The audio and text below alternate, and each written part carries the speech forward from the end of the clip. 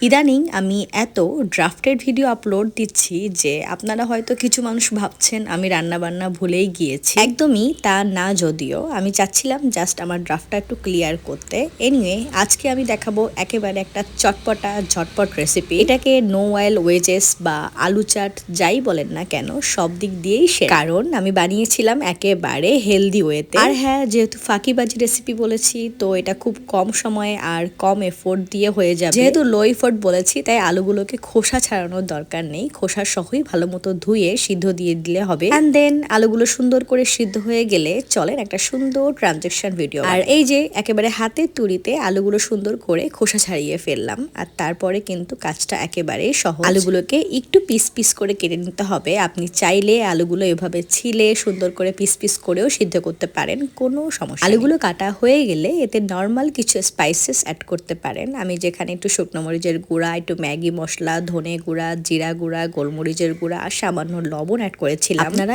একদমই আপনাদের পছন্দ মতো যে কোনো স্পাইসেস অ্যাড করতে পারবেন। তারপরে আলুর সাথে সমস্ত স্পাইসেস ভালো মতো মিক্স করে লাস্টে আরেকটু বাটার দিয়ে আবারও মাখিয়ে নিতে হবে। এখানে বাটারই দিতে হবে এমন না, আপনি চাইলে সামান্য তেল দিতেও পারেন। তারপর এয়ার ফ্রায়ারে সুন্দর করে ফয়েলটা সেট করে তার উপরে হালকা একটু অয়েল ব্রাশ করে নিতে পারেন। তারপর সবগুলো আলু এখানে একে একে দিয়ে দিতে হবে, একটু ছড়িয়ে ছড়িয়ে দিয়ে তারপর উপর থেকে আবারও সামান্য একটু তেল স্প্রে করে দিতে হবে। তেল স্প্রে করার ব্যাপারটা কিন্তু একেবারেই অপশনাল। অ্যান্ড দেন সুন্দর করে এয়ার ফ্রায়ারে ফ্রাই মোডে 180 ডিগ্রিতে আমি দিয়েছিলাম 15 মিনিটের জন্য। তারপর 15 মিনিট অপেক্ষা করলে দেখবেন এক সাইড ভালো মতো হয়ে যাবে। তারপরে আরেকটু উল্টে পাল্টে আবারও আমি 12 মিনিটের জন্য দিয়েছিলাম 180 ডিগ্রি। মোটামুটি সব মিলিয়ে আমার আধা ঘন্টা মতো লেগেছে এয়ার ফ্রায়ারে এটা ভালো মতো মুচমুচে হতে। একেবারে খুব বেশি মুচমুচে বানাইনি, কারণ আমি চাচ্ছিলাম একটু ওয়েজেসের মতো করব। তারপর আসি আমি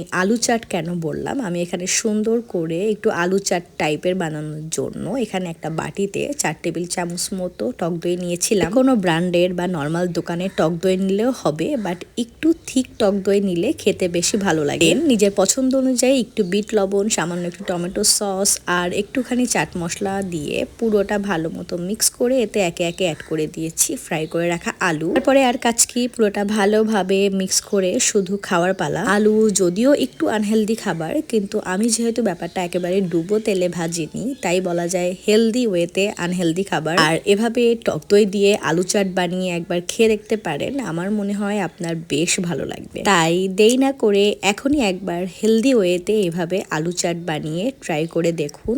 আর আমাকে থ্যাঙ্কস দিতে ভুলেন না। সেই পর্যন্ত ভালো থাকুন। আল্লাহ হাফেজ।